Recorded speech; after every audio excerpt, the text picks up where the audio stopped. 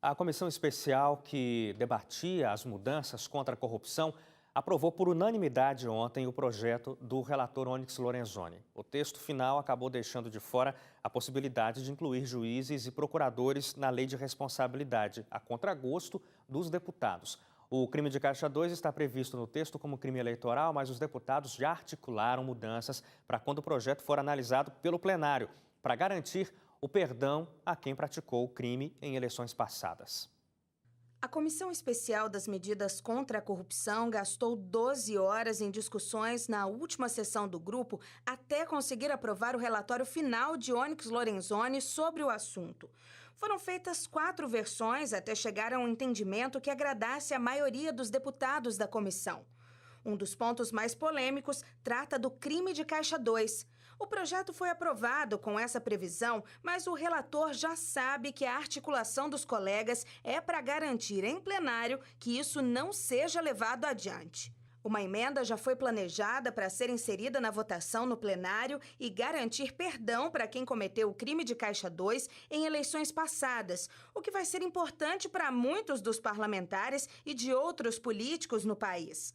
O presidente da Câmara, Rodrigo Maia, parece ter pressa de colocar o projeto em votação, mas nega que queira acelerar o processo. Maia também desvia a conversa quando o assunto é o Caixa 2. Ele disse que a casa não vai tentar proteger políticos contra a aplicabilidade de punições, porque o ato precisaria de uma lei vigente para ser considerado crime. Não tem anistia para um crime que não existe, porque o que nós estamos tratando na proposta é tipificação. Qual a redação de tipificação? Isso aí o plenário vai decidir. Mas de forma nenhuma a gente pode anistiar um crime que não existia, porque se existisse, a gente não estava tratando da sua tipificação. Quem está sendo processado hoje, quem tem inquérito, não está sendo processado por Caixa 2. Você teve nos últimos 15 anos um político condenado por Caixa 2 no TSE e um no TRE de São Paulo, que é o maior TRE do Brasil. Então não há crime no Caixa 2, quer dizer, não há crime tipificado. Por isso que está querendo se tipificar, para que não se tenha essa brecha como tem hoje na legislação. As pessoas estão sendo investigadas por outros crimes, né? Por crime de corrupção passiva, ativa, peculato, qualquer coisa que seja. E nesse texto, de forma nenhuma, vai se anistiar esses outros crimes, como as pessoas estão querendo dizer. Até porque eu disse, se nós estamos tratando de Caixa 2, tipificação de Caixa 2, não há anistia. E esses outros crimes, de forma nenhuma, podem ser anistiados. O ponto de maior polêmica entre os deputados ficou de fora. Onyx Lorenzoni não cedeu à pressão dos colegas e manteve fora do texto a previsão de incluir juízes e procuradores na lei de responsabilidade. Mas o deputado só conseguiu convencer os colegas porque sugeriu que esse assunto seja tratado em um projeto separado depois. Está sendo feito um estudo no sentido de encontrar, e provavelmente seja na lei de improbidade, que vá se encontrar um capítulo onde se pode trabalhar com o conceito de crimes funcionais de magistrados e procuradores ou promotores de justiça. Esse trabalho, que será feito logo após a votação das 10 medidas, nós pretendemos até terça-feira ter esse projeto pronto, com a capitulação adequada, os tipos adequados, as penas estabelecidas. A aprovação do projeto na comissão foi comemorada por parlamentares, apesar de alguns discordarem que ainda é preciso ampliar as ações para acabar com a corrupção no país. O Brasil dá um passo, que não talvez seja aquele passo do tamanho que nós queríamos, mas um passo possível, seguro, né, com um grande acordo, com unanimidade, que a gente espera que isso replique no plenário e esse possa também ser votado lá. O plenário da Câmara pode votar o pacote de medidas do projeto na terça-feira. O texto final sobre as medidas contra a corrupção acabou sendo aprovado com 12 pontos e não com 10, como era o texto original apresentado pelo Ministério Público, e também nem ficou com os 17 que o texto de Onyx Lorenzoni chegou a ter.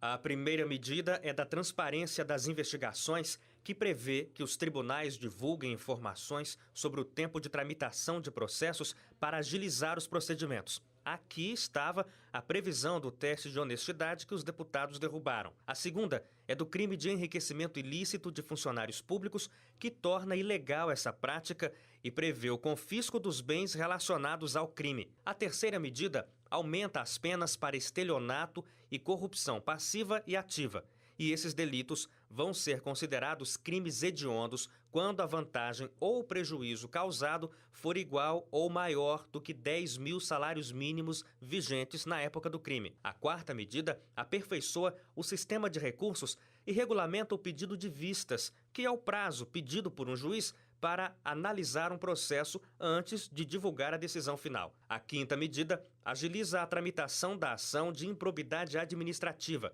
e, quando a prática do ato também for enquadrada em infração penal, a legitimação vai ser feita exclusivamente pelo Ministério Público. A sexta medida prevê mudanças na lei para dificultar a ocorrência da prescrição de penas, que é quando o processo não pode mais continuar porque a Justiça não conseguiu terminar dentro do prazo. Outra proposta é sobre as nulidades processuais, que altera regras para declarar situações que acarretam na anulação de processos. A oitava medida responsabiliza os partidos políticos pela prática do Caixa 2.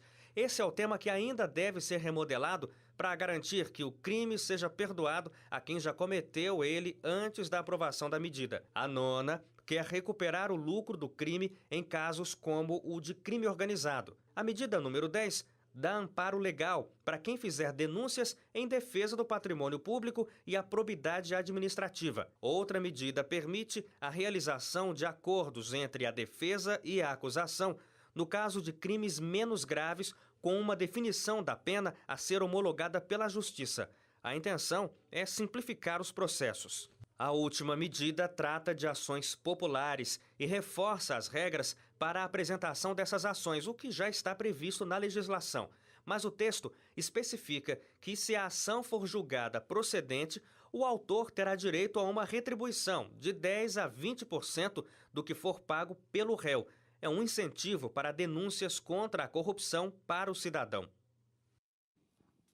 Hoje aqui no estúdio, já falei para você, a gente está recebendo o economista William Retamiro. William, muito obrigado, viu? Mais uma vez pela companhia junto com a gente. Boa noite. Boa noite, muito obrigado. Boa noite a todos. Passou finalmente pela comissão o texto das medidas contra a corrupção. Acabou, como a gente mostrou aí, tendo 12 pontos. Alguns polêmicos ainda, algumas polêmicas ainda vão acontecer, principalmente sobre o Caixa 2, né? E vamos começar falando sobre isso, William, porque a essência desse pacote de medidas é tentar, de alguma forma, reduzir a frequência e a quantidade de casos de corrupção no Brasil. Quando a gente fala de Caixa 2, a gente está falando de um tipo de corrupção, é o uso indevido de dinheiro não declarado para campanhas, o que ajuda para que pessoas sejam eleitas para cargos e depois, nesses casos, vão fazer alguma coisa para poder retribuir tudo que é recebido. A gente está numa situação econômica no Brasil que é catastrófica, né? A gente tem 2 estados, inclusive, que decretaram estado de calamidade pública por conta das finanças quebradas. Essa situação, será que tem um pouco de responsabilidade por conta da corrupção que a gente acompanha no Brasil há tanto tempo? Olha, particularmente acredito que sim. Eu acho que essa situação calamitosa, como você falou, que os estados decretaram, e a corrupção está totalmente ligada, né? Petrobras, a Lava Jato é uma das grandes provas aí. Recursos que poderiam ter sido utilizados para desenvolvimento humano foram utilizados para poder fazer as benesses. Desenvolveu alguns humanos só. Desenvolveu alguns humanos somente. Mas o que acontece? Realmente, a corrupção é um dos problemas para o crescimento econômico do país e principalmente para o desenvolvimento econômico do país, né? Muitas vezes se vê negociações, tem a Zelotes que investiga, Sim, todas essas questões de isenções, desonerações utilizadas por intermédio de políticos ou então dos chamados lobistas, né, para justamente favorecer um segmento econômico, né? Então, daí é se discutir não somente a questão para os políticos que fazem isso propositadamente, mas também o segmento dos empresários para poder começar a restringir. A Lava Jato está com foco nas construtoras, né, e em alguns políticos também, mas aí a Zelotes ela tem uma abrangência bem maior. Dentro das medidas tem a proposta de transformar a corrupção em crimes hediondos quando forem altos valores. Pela proposta, os altos valores seriam 10 mil salários mínimos. Hoje, isso aí daria quase 9 milhões de reais. Será que precisa esperar que chegue a tanto para então ser considerado um crime hediondo? Porque quando a gente fala de corrupção, de desvios de dinheiro, a gente não pensa imediatamente, mas isso aí vai causar lá no final mortes de pessoas porque não tem recurso para a saúde, porque um hospital não está equipado, a gente vê aí estradas danificadas causando acidentes, porque o dinheiro que deveria estar ali está indo engordar as contas de outras pessoas. E a gente vai esperar 9 milhões de reais serem desviados para então isso ser crime hediondo. É uma coisa que é absurdo ouvir uma coisa assim, né? Saber que estão pensando uma coisa assim. Meus pais me ensinaram, imagino que a maioria dos pais ensinam para os filhos que R$1 que não seja seu, 1 centavo que não seja seu, não lhe é de direito. Né? E se você pegar aquele R$1 escondido, você vai sofrer os castigos educacionais referente a isso. 9 milhões de reais, o que está dando a entender, o que vai acontecer? Vai 4 milhões para um lado, 3 milhões para outro, 2 milhões para outro, e daí não se pega essa penalidade como crime hediondo. Né? Isso daí é um absurdo. 9 milhões de reais é muito dinheiro. Eu acho que valores menores, por R$1, passou de R$1, de 1 centavo, que não é devido, tem que ser discutido, tem que ser avaliado, julgado, para não ter problema. Porque esperar 9 milhões de reais, novamente, é uma situação de dar brechas para dividir o valor em outras situações para poder cometer os mesmos crimes ainda. E aí tem esses problemas, né? Como a gente comentou, é um dinheiro que deveria estar destinado para um fim específico e normalmente vão para projetos que vão apoiar de alguma maneira a questão social, infraestrutura, investimento para que o país consiga crescer e tudo isso acaba não acontecendo por causa desses desvios, né? Então, parece-me que é uma penalidade leve demais para o atraso que o país acaba recebendo. E esse atraso já vem de longos anos, de décadas, né? E eu acho que realmente essas 10 medidas ainda são relativamente tímidas em relação ao histórico que nós temos. Se nós pegarmos de 40 a 50 anos atrás, no Brasil, tem históricos de corrupção envolvendo questões de os políticos e empresários.